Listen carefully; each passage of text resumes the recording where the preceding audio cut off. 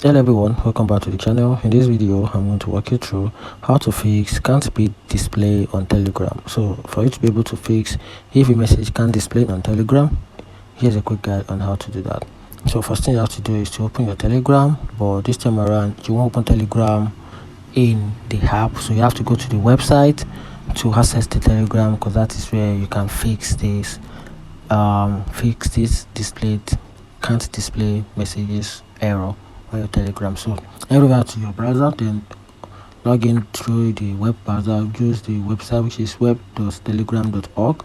Once you logged in, then click on the three dot icon, then scroll down and click on settings. From there, then scroll all the way down, then click on privacy and security. Click on privacy and security.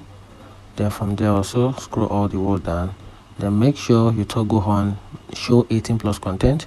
Make sure you toggle it on. Then this will fix the can't display on Telegram. So once this is toggled on, how can't display messages, display of media or any other thing will definitely display once this is toggled on. This is being toggled on, and that's it. If you find this video helpful, turn on the notification button and follow for more. Thank you.